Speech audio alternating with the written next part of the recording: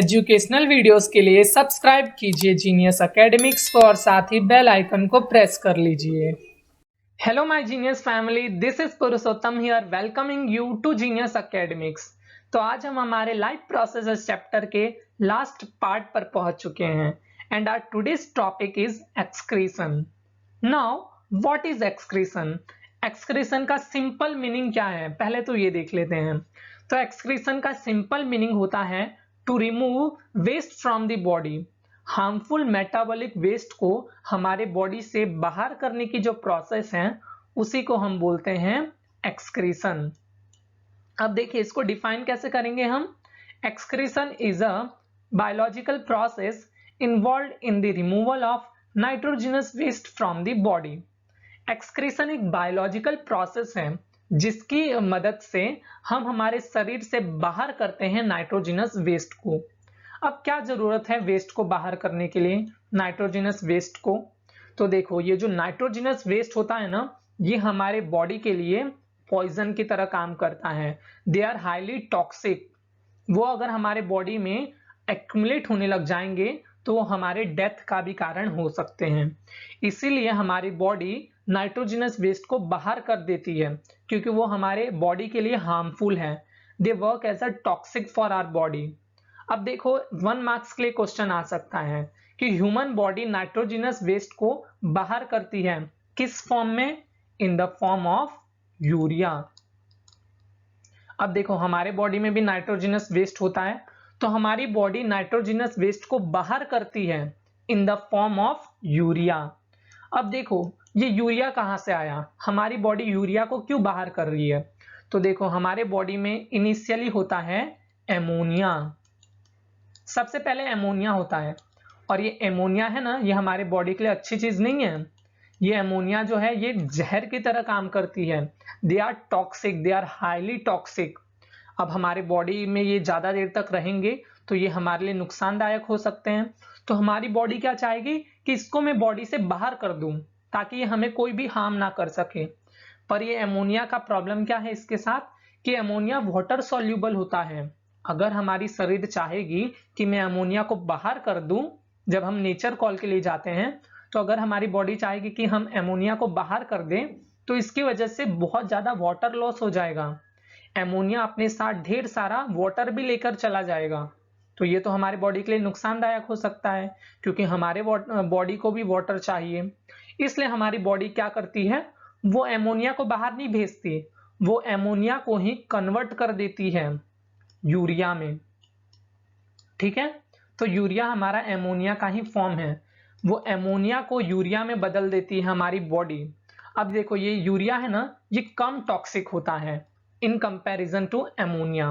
तो अब ये जो यूरिया है ये सेफ है, अब हम इसे आराम से हमारे बॉडी से बाहर कर सकते हैं। तो हमारी बॉडी एमोनिया को यूरिया में कन्वर्ट कर देती है।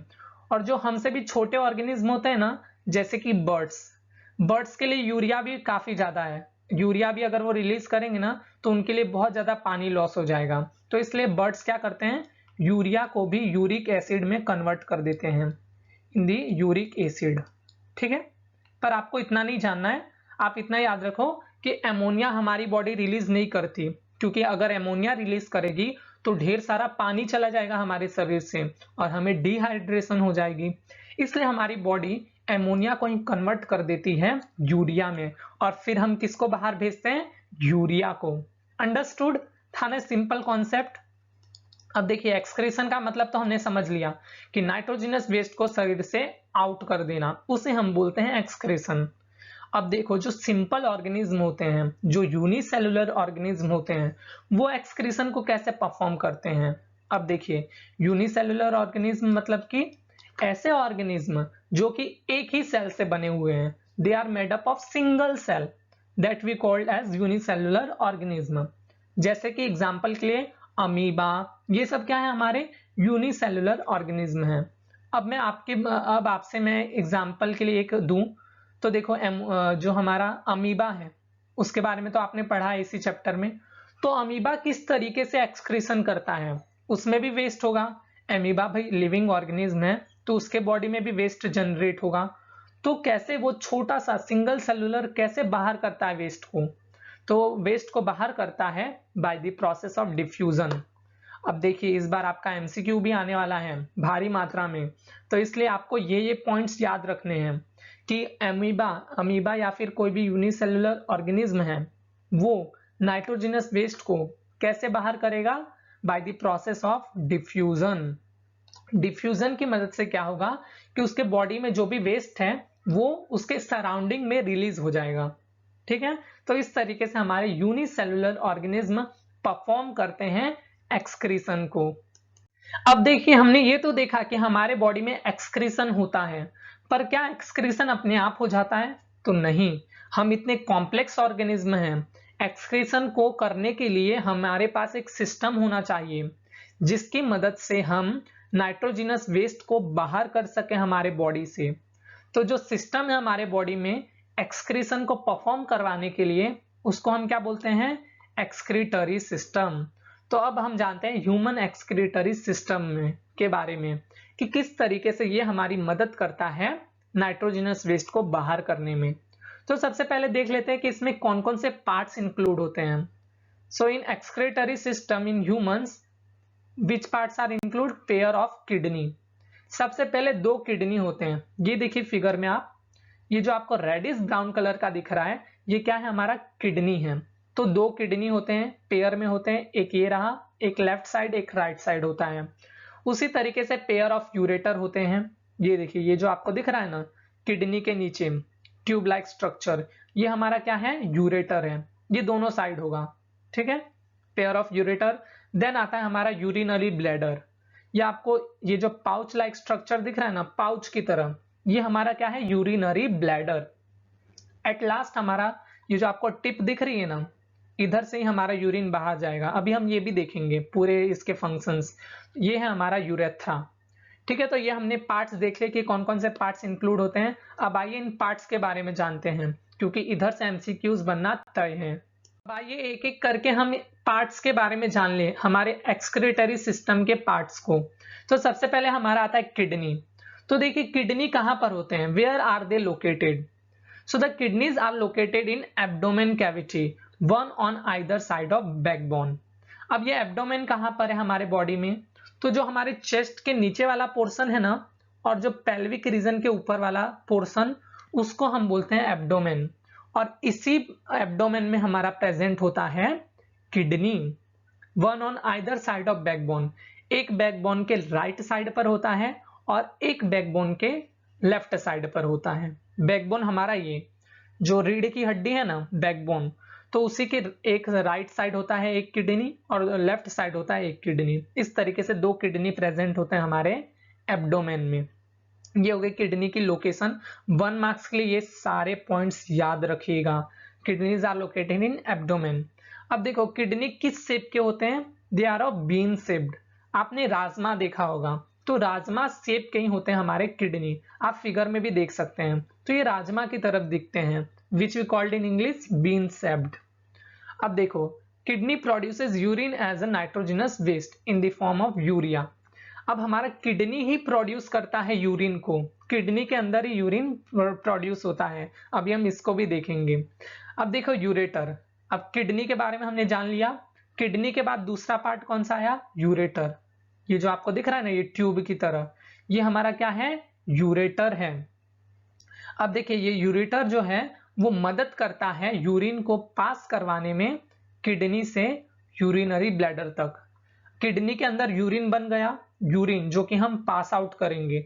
जब हम नेचर कॉल के लिए जाते हैं तो जो हम पास आउट करते हैं हमारे बॉडी से, वो क्या होता है? वो यूरिन होता है। तो देखो किडनी में यूरिन बन के रेडी हो गया, तो उसको कौन पहुंचाएगा? ब्लैडर तक, यूरिनरी ब्लैडर तक, यही यूरेटर। ये जो है पाइपलाइन की तरह काम करता है। ये किडनी से यूरिन लेगा और यूरिनरी ब्लैडर में पहुंचा देगा। Urine passes from kidney into the urinary bladder through the ureter. ठीक है, तो यूरेटर के बारे में समझ लिए। After ureter we have urinary bladder. तो यूरिनरी ब्लैडर क्या करता है? वो टेम्पररी स्टोर करेगा यूरिन को। यूरेटर ने किडनी से यूरिन लाकर इसे दिया, तो जब तक ये पूरा भर ना जाए तो ये क्या करेगा? ये स्टोर करके रखता है टेम्पररी, जब तक हम उसे बॉडी से बाहर ना कर दे। सो इसका फंक्शन क्या हो जाएगा, urinary bladder temporary stores urine, ये टेम्पररी थोड़े टाइम के लिए यूरिन को जमा करके रखता है, स्टोर करके रखता है। देन यूरेथ्रा, अब यूरेथ्रा से ही बाहर चला जाता है। Urine is release outside of the body through urethra, ये आपको जो टिप दिख रहा है सबसे लास्ट वाला एंडिंग पोर्शन, इसी की मदद से, यूरेथ्रा की मदद से यूरिन हमारे बॉडी से बाहर चला जाता है। अब देखो ये जो यूरिनरी ब्लैडर है ना, इसके अंदर यूरिन आकर जमा होने लग जाता है। जब ये पाउच भर जाता है, ये पाउच की तरह होता है, जब ये भर जाता है तो हमारे ब्रेन को सिग्नल जाता है कि अब हमें नेचर कॉल के लिए जाना है। फिर हम जाते हैं और यूरेथ्रा की मदद से हम उसे बाहर कर देते हैं, यूरिन को we pass out from our body. तो ये हमने एक एक करके किडनी के बारे में जान लिया, यूरेटर के बारे में जान लिया, यूरिनरी ब्लैडर के बारे में जान लिया, यूरेथ्रा के बारे में जान लिया। अब चलिए आगे बढ़ते हैं। अब देखिए जो हमारा किडनी है वो ढेर सारे यूनिट सेल्स से मिलकर बना हुआ है। जैसे कि एग्जांपल के लिए हमारी पूरी बॉडी कैसे बनी है, एक एक सेल्स से मिलकर बनी है। उसी तरीके से हमारा किडनी जो है वो भी ढेर सारे सेल से मिलकर बना है, और उस सेल को हम क्या बोलते हैं, nephron. Remember this point for 1 marks, उसे हम नेफ्रॉन बोलते हैं। ढेर सारे नेफ्रॉन मिलकर हमारा पूरा एक किडनी बनता है जो हमारा फिल्ट्रेशन का काम करता है। तो नेफ्रॉन क्या है, nephron are basic filtration unit of kidney. 1 marks के लिए याद रखो, very very important, nephrons are basic filtration unit of kidney. अब देखो एक किडनी में, हमारे 2 किडनी है ना, तो एक ही किडनी में लगभग 1 से 1.5 मिलियन तक नेफ्रॉन्स होते हैं। आप समझ सकते हैं कितने ज्यादा नेफ्रॉन्स प्रेजेंट होते हैं हमारे दोनों किडनीज में। एक किडनी में 1 से 1.5 मिलियंस तक होते हैं नेफ्रॉन्स, तो बहुत ज्यादा नेफ्रॉन्स होते हैं। और ये सभी नेफ्रॉन का काम क्या होता है, ये ब्लड को प्योरीफाई करते हैं, और नेफ्रॉन ही यूरिन बनाते हैं किडनी के अंदर। अब देखिए ये हमारा किडनी है, और ये जो किडनी है इसके अंदर ये जो बेसिक यूनिट्स होते हैं उसको ही हम बोलते हैं नेफ्रॉन। अब देखिए नेफ्रॉन कैसा दिखता है, इस तरीके से हमारा ये नेफ्रॉन दिखता है। अब देखिए नेफ्रॉन का पूरा फंक्शन है कि नेफ्रॉन किस तरीके से हमारे ब्लड में से यूरिन बना रहा है, ये बहुत इंपॉर्टेंट है। तो आइए अब नेफ्रॉन के बारे में हम डीपली समझते हैं। अब आइए हम फंक्शन ऑफ नेफ्रॉन को समझते हैं कि किस तरीके से नेफ्रॉन में यूरिन फॉर्म होता है। इसको हम बिल्कुल सिंपल वर्ड में समझते हैं, बिल्कुल इजी वर्ड्स में। तो सबसे पहले ये जो आपको फिगर में ब्लू वाला ट्यूब की तरह दिख रहा है, यही हमारा क्या है, दिस इज आवर नेफ्रॉन। ये हमारा पूरा नेफ्रॉन है, ब्लू वाला ट्यूब। अब देखो इसके आसपास आपको रेड रेड ट्यूब भी दिख रहे हैं, ये देखिए ये सब, तो ये क्या है, हमारे ब्लड कैपिलरीज हैं। अब देखो नेफ्रॉन के कुछ पार्ट्स होते हैं, कौन कौन से पार्ट्स होते हैं ये आपको ध्यान में रखने हैं। सबसे पहले तो हम देख लेते हैं ये ब्लड कैपिलरी जो आपको दिख रहा है ना, ये पूरा स्टार्टिंग में ब्लड कैपिलरीज का पूरा गुच्छा, उसको हम क्या बोलते हैं, ग्लोमेरुलस। ठीक है, उसको हम बोलते हैं ग्लोमेरुलस। फिर आगे बढ़ते हैं थोड़ा सा, आपको कैप्सूल की तरह दिखेगा, उसको हम क्या नाम देते हैं, बोमेन्स कैप्सूल। फिर उसके आगे बढ़ेंगे तो ये वाला कौन सा पार्ट है हमारा, प्रॉक्सिमल कॉन्वोल्यूटेड ट्यूब्यूल। देन ये जो आपको लूप दिख रहा है, आगे बढ़ेंगे तो ऐसे लूप है पूरा, तो उसको हम क्या बोलेंगे, हैनलीज लूप, और you can say loop of Henle. Then आगे बढ़ेंगे तो हमारा आता है डीसीटी, यानी कि distal convoluted tubule. At last collecting duct, ये जो पूरा आपको लंबा सा दिख रहा है ये हमारा कलेक्टिंग डक्ट है। अब हमने इसके पार्ट्स को देख लिए जो कि आपको ध्यान में रखने थे। अब हम देखते हैं कि किस तरीके से ब्लड का फिल्ट्रेशन होगा, ब्लड में से यूरिन कैसे अलग होगा, इसको अब हम समझते हैं। तो सबसे पहले देखो नॉर्मल जैसे ब्लड फ्लो होता है वैसे ही होगा। ये देखो स्टार्टिंग में ये हमारा ब्लड कैपिलरी है, इसके अंदर ब्लड फ्लो होगा। ब्लड जैसे ही इस ग्लोमेरुलस के अंदर आएगा तो इसमें से क्या होगा, ब्लड में जितना भी मैक्सिमम वेस्ट होगा वो इसके अंदर आ जाएगा बोमेन्स कैप्सूल में, with maximum amount of water. इसके साथ वेस्ट आएगा, वाटर आएगा, ये सब बोमेन्स कैप्सूल के अंदर आ जाएंगे। ब्लड उधर ही रह जाएगा, ब्लड में से जितने भी वाटर और वेस्ट होंगे वो बोमेन्स कैप्सूल के अंदर एंटर कर जाएंगे। अब देखो ब्लड में कुछ इंपॉर्टेंट न्यूट्रिएंट्स लाइक हमारे प्रोटीन, कार्बोहाइड्रेट्स, लिपिड, ये सब ब्लड में ही रह जाएंगे। बाकी जो हमारा जो भी वेस्ट होगा वो बोमेन्स कैप्सूल के अंदर आ जाएगा। फिर ये देखो पानी के साथ साथ ये वेस्ट फ्लो होगा इस पूरे में, तो हर जगह क्या होगा, इस नेफ्रॉन के अंदर वाटर एब्जॉर्ब होगा। हमारे बॉडी को वाटर चाहिए ना, पूरे वाटर को तो हम बाहर नहीं कर देंगे, कुछ ही वाटर रिलीज होता है, तो मैक्सिमम वाटर जो है, एक्सेस वाटर, वो एब्जॉर्ब हो जाएगा नेफ्रॉन के अंदर। इधर भी वाटर एब्जॉर्ब हो जाएगा, इधर भी वाटर एब्जॉर्ब हो जाएगा। और देखो थोड़ा बहुत जो कुछ हमारे न्यूट्रिएंट्स होते हैं वो भी इसमें रह जाते हैं, तो हमारे न्यूट्रिएंट्स भी बाहर नहीं जाने चाहिए ना, वो हमारे बॉडी की जरूरत है। तो इसलिए जो इसमें एमिनो एसिड्स होगा, ग्लूकोज होगा, सॉल्ट होगा, वाटर होगा, इनका दोबारा से एब्जॉर्प्शन होता है, ठीक है, इन दी प्रॉक्सिमल ट्यूब्यूल। यहां पर दोबारा से इनका एब्जॉर्प्शन होगा ताकि ये हमारे बॉडी से बाहर ना चला जाए। हम इतने मेहनत से खाते हैं हमारे बॉडी को ताकि न्यूट्रिएंट्स मिले, तो उसको हम बाहर ऐसे ही थोड़ी ना बहा देंगे, वो हमारे बॉडी में ही रहना चाहिए। तो इसलिए इधर क्या होगा, अगर गलती से कुछ रह गया है तो इनका दोबारा से एब्जॉर्प्शन होगा इस प्रॉक्सिमल ट्यूब्यूल के अंदर। और इसके बाद लास्ट में क्या रह जाता है, यूरिन। अब देखो जितना मैक्सिमम वाटर था वो भी एब्जॉर्ब हो गया, उस वाटर के अंदर कुछ मिनरल्स रह गए होंगे, कुछ हमारे इंपॉर्टेंट न्यूट्रिएंट्स रह गए होंगे, उसको भी एब्जॉर्ब कर लिया। लास्ट में क्या बचा, थोड़ा बहुत पानी और वेस्ट। अब ये दोनों मिलके यूरिन बन जाते हैं और इसी यूरिन को हम बाहर रिलीज कर देते हैं। जब हम नेचर कॉल के लिए जाते हैं तो इसी यूरिन को हम रिलीज कर देते हैं, जिसमें वाटर होता है, थोड़ा बहुत, ज्यादा वाटर नहीं होता, एक्सेस वाटर, क्योंकि हमारी बॉडी ने क्या किया, वाटर को भी एब्जॉर्ब किया। इस नेफ्रॉन के अंदर वाटर भी एब्जॉर्ब हुई, वरना बहुत वाटर ऐसे ही बह जाता, तो इसलिए वाटर को नेफ्रॉन के अंदर एब्जॉर्ब किया गया। साथ में कुछ न्यूट्रिएंट्स, जैसे कि ये न्यूट्रिएंट्स के नाम याद रखने हैं, amino acids, glucose, salt, water, ये सब सिलेक्टिवली दोबारा एब्जॉर्ब हुए ताकि ये भी यूरिन के साथ ना बह जाए, ठीक है। लास्ट में हमारा वेस्ट रह गया, यूरिन। अंडरस्टूड। तो इस तरीके से सबसे पहले ब्लड कैपिलरीज, जिसे हम बोलते हैं ग्लोमेरुलस, ग्लोमेरुलस में से पानी जो भी वेस्ट है वो बोमेन्स कैप्सूल में आया, बोमेन्स कैप्सूल से आगे बढ़ता गया, उसमें से जितना भी एक्सेस वाटर था वो एब्जॉर्ब हो गया, जो भी न्यूट्रिएंट्स थे, मिनरल्स थे, वो भी एब्जॉर्ब हो गए, और लास्ट में हमारा जो यूरिन रह गया वो हमने बॉडी से पास आउट कर दिया। तो ये हमने सिंपल वर्ड्स में समझ लिया, फंक्शन ऑफ नेफ्रॉन, यही है बस, फंक्शन ऑफ नेफ्रॉन। अब आपने सुना होगा कि कितने लोगों की किडनी खराब हो जाती है, किसी की एक किडनी खराब हो जाती है तो दूसरे किडनी पर तो सरवाइव कर लेता है, पर मान लो किसी की दोनों किडनीज खराब हो गई तो देखो उसके लिए भी इंतजाम है।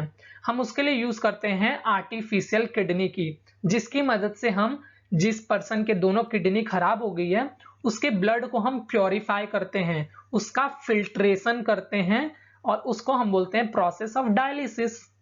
इसकी मदद से एक तरह का आर्टिफिशियल किडनी होता है, जिसकी मदद से जिसका किडनी खराब हो गया है उसके ब्लड को हम प्योरीफाई करते हैं, उसका फिल्ट्रेशन करते हैं। तो आइए इसको एक बार देख लेते हैं। तो ये मान लो एक पर्सन है, ठीक है, इसकी दोनों किडनीज खराब हो चुकी है, तो अब देखो क्या होगा, इसके बॉडी में से ब्लड को बाहर लेंगे, ठीक है, ऐसे ब्लड को लेंगे, ये ब्लड ऐसे आ रहा है, फिर इसके बाद ये पूरा ब्लड किसके अंदर घुसेगा, इस चैम्बर के अंदर। ये आपको पूरा जो बॉक्स दिख रहा है ना, इसके अंदर ये ब्लड आएगा। अब देखो ये ब्लड आ रहा है, इसके अंदर ढेर सारा वेस्ट है, क्योंकि बेचारे की दोनों किडनी खराब हो गई है, इसके ब्लड में वेस्ट भर गया है। तो इसकी वजह से क्या होगा, ये जो लिक्विड है इधर इस डब्बे के अंदर आपको येलो कलर का लिक्विड दिख रहा है, ये वैसा ही लिक्विड होता है जिस तरीके का लिक्विड हमारे बॉडी के अंदर होता है। बस इस लिक्विड में क्या नहीं होगा, वेस्ट नहीं होगा इस लिक्विड में, there will be no waste in this liquid. अब देखो होगा क्या, जैसे ही ब्लड इस चैम्बर के अंदर जाएगा, ब्लड के अंदर है ढेर सारा वेस्ट, तो ये वेस्ट जो है ब्लड से निकल के कहां पर चला जाएगा, येलो वाले लिक्विड में, येलो वाले लिक्विड के अंदर वो एंटर कर जाएगा, और इसकी वजह से क्या हुआ, ये पर्सन की जो ब्लड थी वो फिर से प्योर हो गया। इस तरीके से काम होता है हमारा। तो ये देखो इसमें जो येलो वाला लिक्विड है उसके अंदर सारा वेस्ट जो है वो एंटर कर जाएगा, ब्लड से निकल के येलो वाले लिक्विड में एंटर कर जाएगा और फिर से ब्लड प्योर हो गया। फिर उसको ब्लड को फिर से कहां पर भेज देंगे, बॉडी के अंदर भेज देंगे। तो इस तरीके से ये पूरा होता है। देखो इस चैम्बर के अंदर बेसिकली होता क्या है, हाई कॉन्सेंट्रेशन से लो कॉन्सेंट्रेशन में वेस्ट चला जाता है। जैसे कि इसका जो ब्लड था, ब्लड के अंदर हाई कॉन्सेंट्रेशन ऑफ वेस्ट था और उस लिक्विड के अंदर लो कॉन्सेंट्रेशन ऑफ वेस्ट था। तो देखो चीजें कहां पर मूव करती है, हाई कॉन्सेंट्रेशन से लो कॉन्सेंट्रेशन में। तो वेस्ट ब्लड से निकलकर उस येलो वाले लिक्विड में चली गई और ये ब्लड हो गया फ्री ऑफ वेस्ट और ये ब्लड हमारा प्योर हो गया, इसका फिल्ट्रेशन हो गया। तो समझ लिए हमने प्रोसेस ऑफ डायलिसिस। अब देखिए प्लांट्स भी लिविंग ऑर्गेनिज्म है, प्लांट्स को भी एक्सक्रीशन करना जरूरी है वरना उनके बॉडी में भी वेस्ट हो जाएगा। तो प्लांट्स भी एक्सक्रीशन को परफॉर्म करते हैं। Yes, plants also perform excretion. अब देखिए इसके बहुत सारे तरीके होते हैं प्लांट के, कोई एक तरीका नहीं है एक्सक्रीशन को परफॉर्म करने का। There are different ways to perform excretion in plants. सबसे पहले देखो जो ऑक्सीजन है वो प्लांट के लिए क्या है, फोटोसिंथेटिक वेस्ट है। जब प्लांट फोटोसिंथेसिस करती है तो उस वक्त क्या रिलीज करती है, बाय प्रोडक्ट ऑक्सीजन। तो उसी वक्त वो रिलीज कर देती है थ्रू स्टोमेटा। तो एक ये तरीका हो गया कि उसने अपने वेस्ट को बाहर निकाला फोटोसिंथेसिस करते वक्त इन द फॉर्म ऑफ ऑक्सीजन। दूसरा तरीका क्या है कि प्लांट में जब एक्स्ट्रा वाटर हो जाता है तो वाटर का क्या करती है, उसको बाहर निकाल देती है through the process of transpiration. Transpiration process क्या था, प्लांट अपने एरियल पार्ट्स के through in the presence of sunlight पानी को इवोपरेट करने लगती है और उसी को हम बोलते हैं ट्रांसपीरेशन। अब देखो in plants the waste products are stored in leaves which fall off and removes the excretory waste.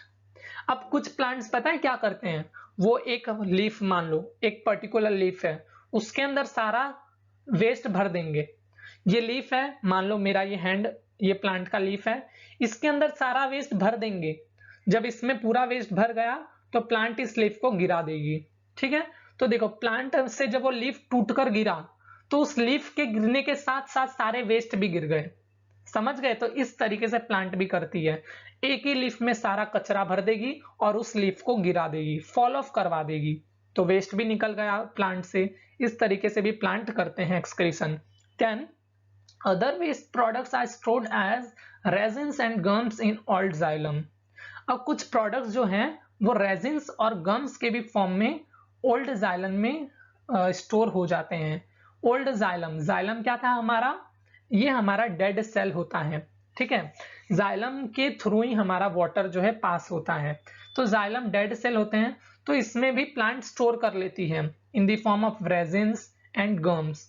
आप पिक्चर में भी देख सकते हो, आपने प्लांट में कभी कभी ऐसे गम देखा होगा ना, जब हम विलेज जाते हैं तो हम देखते हैं कई बार। तो देखो ये गम्स जो होते हैं वो एक्चुअली प्लांट का वेस्ट ही होता है। ठीक है, जो प्लांट जाइलम में स्टोर करती है। Plants also excrete waste substances into the soil around them. Plant अपने सॉइल में भी वेस्ट को रिमूव करती है। सो इसी के साथ हमने हमारा चैप्टर कर लिया है over. Life process chapter complete हो गया। तो अच्छे तरीके से पढ़ो, अपने बोर्ड्स की प्रिपरेशन जारी रखो। ऑल द बेस्ट एंड मिलते हैं। मैं आपके लिए नेक्स्ट सेशन ला रहा हूँ, बहुत ही इंपॉर्टेंट है और उसमें मैं आपको ढेर सारे क्वेश्चन प्रैक्टिस करवाने वाला हूँ ताकि इधर से मेरी तरफ से कोई भी कसर ना रह जाए आपके बोर्ड्स के प्रिपरेशन के लिए। तो अच्छे से ढेर सारे क्वेश्चंस हम सीखेंगे। मैं आपको ढेर सारे क्वेश्चन देने वाला हूं जो कि इंपॉर्टेंट है आपके बोर्ड एग्जाम के लिए। तो अगर आप चाहते हो कि वो वीडियो आते ही आपके फोन पे नोटिफिकेशन आ जाए तो इस चैनल को सब्सक्राइब कर लो, बेल आइकन को प्रेस कर लो ताकि जब मैं इंपॉर्टेंट क्वेश्चंस की वीडियो डालूं तो आपके फोन पे नोटिफिकेशन आ जाए और वो वीडियो आपसे मिस ना हो। So meet you in the next session with lots of important questions. Take care and bye bye. और यस, हमने ये चैप्टर जो है कंप्लीट कर लिया, अब अच्छे से पढ़ना। All the best.